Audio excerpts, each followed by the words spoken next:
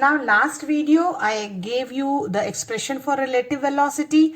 In the next video we have discussed about the graph for the relative velocity, and now the numerical which is based on the relative velocity, most of the time asked in class 11th especially. Okay, so we will start with the basic kind of numerical. सबसे basic numerical से हम चालू करते हैं. तो first numerical is saying that two trains 120 metre and 80 metre in length. तो train की length दी हुई है, एक ट्रेन की लेंथ है 120 metre, this is train first, and दूसरी दी हुई है 80 metre, this is for the train second. This is a length. They are running opposite direction. Okay, both are running in the opposite direction, यानी एक इधर जा रही है तो दूसरी इधर आ रही है. Correct? And the velocities were given as 42 kilometer per hour for the first train, and for the second train it was given as 30 kilometer per hour. In what time they will completely cross each other? Means I have to find the time when they will cross. So एक ही relation हम बार बार कहते हैं कि velocity is a distance upon time. है ना, कुछ basic फॉर्मूले आपको बिल्कुल याद होने चाहिए. तो टाइम क्या होगा? Time is nothing but distance upon velocity. तो जब एक ट्रेन दूसरी ट्रेन को पूरी क्रॉस करेगी तो जो डिस्टेंस होगा वो कितना होगा? डिस्टेंस होगा दोनों की लेंथ जितनी भी होती है, तो कितनी होगी? 120 प्लस 80. और जो मुझे वेलोसिटी निकालना है, क्योंकि एक का रिस्पेक्ट दूसरे का रिस्पेक्ट में करना है, that means I have to find relative velocity. तो टाइम के लिए मुझे सबसे पहले रिलेटिव वेलोसिटी चाहिए, क्योंकि डिस्टेंस तो मुझे पता है 200 मीटर है. Okay, now what the train is doing? First train is moving with 40 kilometre per hour, second with 20. तो what will be train first with respect to second, है ना. तो this is nothing but T1 minus T2. Train की speed को हम minus कर देंगे velocity को, but because the direction is opposite, अगर मैं 42 को प्लस ले रही हूं तो 30 को क्या लेना पड़ेगा? -30, क्योंकि डायरेक्शन कैसा है? अपोजिट है. तो ट्रेन 1 जो है वो 42 किलोमीटर पर आवर की स्पीड से है, और माइनस ऑफ -30 हो जाएगा क्योंकि वो अपोजिट डायरेक्शन में है. तो रिलेटिव वेलोसिटी का माइनस ये है और डायरेक्शन का माइनस ये है. माइनस माइनस प्लस हो गया, तो जब आप इसको प्लस करेंगे तो आपको मिलेगा 72 किलोमीटर पर आवर. इसके बाद आप इसको कन्वर्ट कर सकते हैं 5/18 करके. You can get the answer in 20 metre per second, है ना. तो आपका कन्वर्जन हो गया, क्योंकि आपका डिस्टेंस जो है वो मीटर में है, और कितना था? 120 प्लस 80, यानी यहां हुआ 200/20, and you will get your answer as 10 seconds.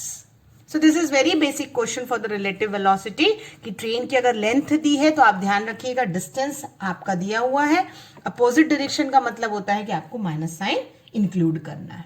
Clear? चलिए अब नेक्स्ट क्वेश्चन हम देखते हैं. नेक्स्ट क्वेश्चन कह रहा है, the second question says that a car A is moving with the speed of 60 kilometre per hour. एक कार ए है and the speed is given 60 kilometre per hour, and a car B is moving with the speed of 75 kilometre per hour. दूसरी car है B जो दिया है 75 kilometre per our से move कर रही है. दोनों की कारें, आप हमेशा याद रखिए, जैसे जैसे क्वेश्चन फिजिक्स में पढ़ते हैं गिवन लिखते जाइए. This basic thing I always use to teach the students, कि क्वेश्चन की हर एक लाइन फिजिक्स की कुछ कहती है. Noted now. Okay, now they are moving along the parallel straight path.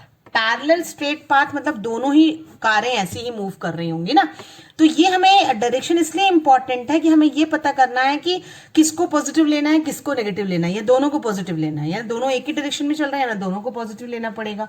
और अगर मुझे relative velocity of A with respect to B पूछेगा तो मैं 60 माइनस 75 करूंगी, और B with respect to A पूछेगा तो 75 माइनस 60 करूंगी. Correct? Now they are moving along the same parallel starting from and the same point. They both are starting from the same point. दोनों ही एक ही पॉइंट से चालू हो रहे हैं. What is the position of car A with respect to B after time 20 seconds? Means 20 minutes. After 20 minutes, I want what is the position? Means what is the distance? This I want. Correct? Again, I will say you the basic formula. Don't forget कि velocity is a distance upon time. I want distance. That means what I want? I want to multiply it. Correct? तो अगर मुझे distance निकालना है, यानी मुझे velocity into time करना पड़ेगा. So as I told you, the don't forget the basic formula. Velocity is distance upon time. I want to find the distance. So distance क्या होगा? Velocity into time. I don't know the relative velocity, तो आपको question में दिया है कि find the relative velocity of A with respect to B, तो मैं 60 माइनस 75 करूंगी, the answer will be minus 15 kilometre per our. No need to convert the unit of this, because जो 20 मिनट्स दिया है उससे मैं 20/60 कर सकती हूँ. तो ये टाइम हो गया हमारा 20/60, और वेलोसिटी जो है वो -15 हमने अभी फाइंड आउट की है. तो -15 into 20/60, the answer will be 5 kilometre. तो this is how you can calculate the distance. What the next question says, दूसरा क्वेश्चन हमारा कह रहा है कि two buses simultaneously starts towards each other A and B. तो एक बस है हमारी ए एंड दूसरी बस है हमारी B. They both start simultaneously with each other, यानी डेफिनेटली डायरेक्शन कैसा हो गया है, दोनों का अपोजिट हो गया है. Correct. Now which are at 40 kilometre apart, दोनों के बीच का डिस्टेंस दिया हुआ है, दैट इज 480 किलोमीटर अपार्ट, यानी दोनों की दूरी हमें मालूम है कि 480 किलोमीटर है. ठीक है.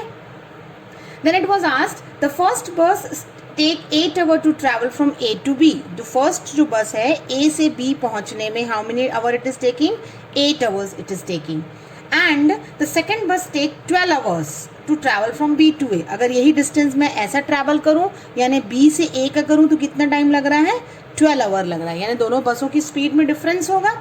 तो when and where the buses will meet, I have to find when, यानी I have to find the distance, कहाँ मिलेंगी, है ना, and time I have to find, because when and where they will meet, both the things I have to find, time and the distance I have to find. Correct. तो अब दोनों की दूरी 480 kilometre दी हुई है, बस अलग अलग टाइम पे मिल रही है, तो डिस्टेंस और टाइम दोनों हमारे पास है. That means I can calculate the speed. Correct. So what will be the speed?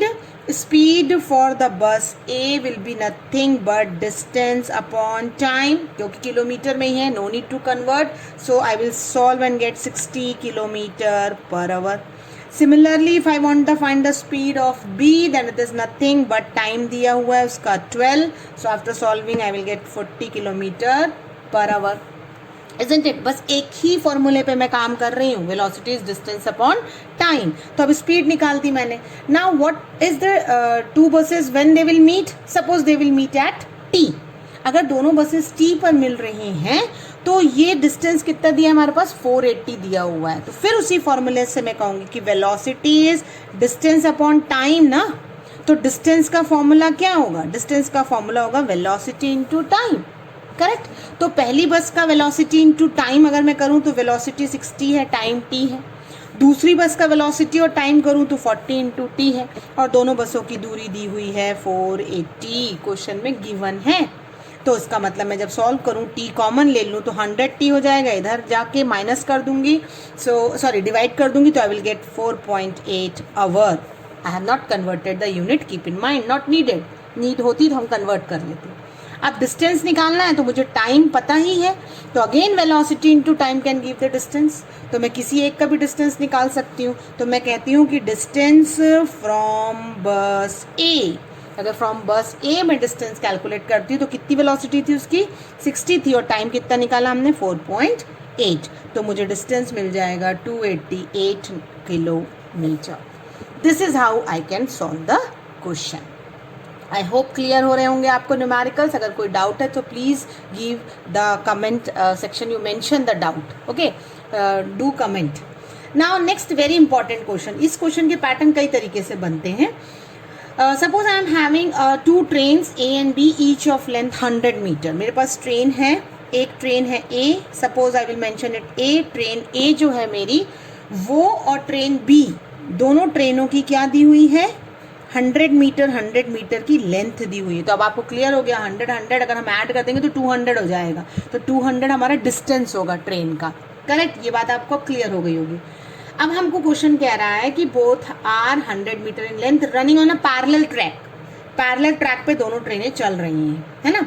तो one overtakes the other in 20 second. अगर इस ट्रेन को इस ट्रेन ने ओवरटेक किया तो ओवरटेकिंग का तो जो टाइम है वो 20 सेकेंड्स है, और अगर किसी ने क्रॉस किया तो क्रॉस करने का टाइम जो है वो 10 seconds. If the train will cross, this is the crossing time and this is the overtaking time.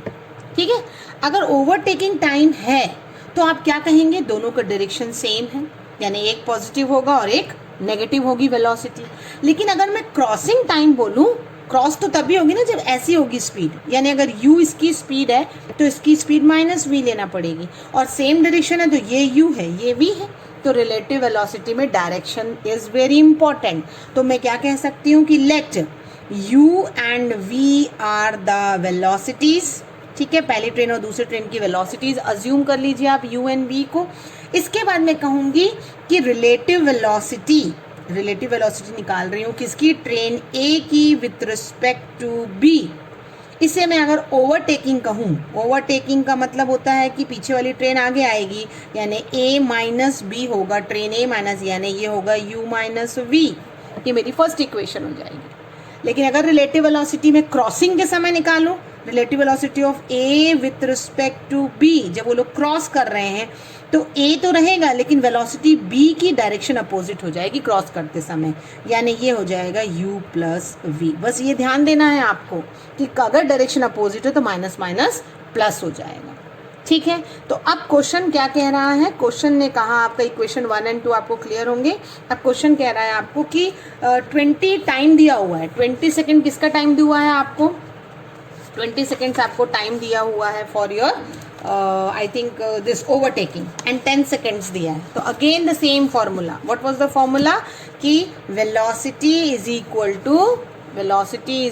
To distance upon time, है ना। तो अब डिस्टेंस कितना है मेरा, 200 है, दोनों ट्रेनों की लेंथ को ऐड कर दिया। टाइम मुझे फाइंड आउट करना है, नहीं टाइम तो दिया हुआ है 20 सेकेंड, कब, जब आपकी ओवरटेकिंग केस है ना। और अगर 200 ही डिस्टेंस में जब आपकी क्रॉसिंग केस है तो टाइम बदल गया है, और आपकी इक्वेशन ये होगी। आई होप क्लियर होगा। Distance upon velocity is equal to time. Cross भी कर सकते हैं, तो दो इक्वेशन हैं, दो वेरिएबल हैं। जब आप इसे सॉल्व करेंगे तो आपके पास एक इक्वेशन क्या आ जाएगी, यहाँ पे एक जीरो काट दीजिए, यहाँ पे भी एक जीरो कैंसिल कर दीजिए, तो आपकी इक्वेशन क्या हो जानी है कि u plus v is equal to 20 cross multiply करके, and u minus v is equal to 10। दो इक्वेशन, दोनों को ऐड करिए या दोनों को सब्सट्रैक्ट करिए, आपको u की वैल्यू मिल जाएगी 15 metre per second and v की मिल जाएगी 5 metre per second. I hope ये आपको कैलकुलेशन आता होगा, है ना। इसी तरीके के क्वेश्चन मैं आपको होमवर्क दे रही हूँ, सेम वे में आप you try to solve and ask in the comment section. A man swim in a water, okay, with the water, यानी पानी के बहाव में अगर मैन स्विम कर रहा है, देखिए ध्यान से समझिएगा, ये पानी बह रहा है, इसी तरफ मैन का भी डायरेक्शन है। अगर दोनों का डायरेक्शन सेम है तो आप क्या करेंगे, आप u और v ले सकते हैं वेलोसिटी, तो u माइनस v कर देंगे।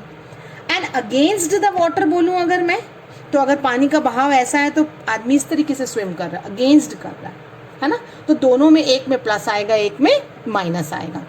सो it was given that swim with the water, अगर ये दिया गया है तो उसमें आपके पास 15 kilometre per hour, this is the u plus v is given to you, है ना।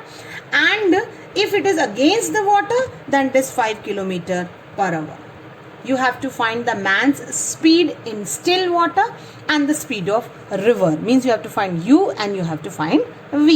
तो u plus v है, और अगर अपोजिट डायरेक्शन हो गया तो u minus v हो गया, करेक्ट। तो man swim in a river with and against water at the rate of 15 km per hour at the rate of 5 km per hour respectively। Find the man speed in still and the speed of the river। I hope आपको clear हुआ होगा। Try to attempt more and more question, and if having doubt you can ask me. Thank you students।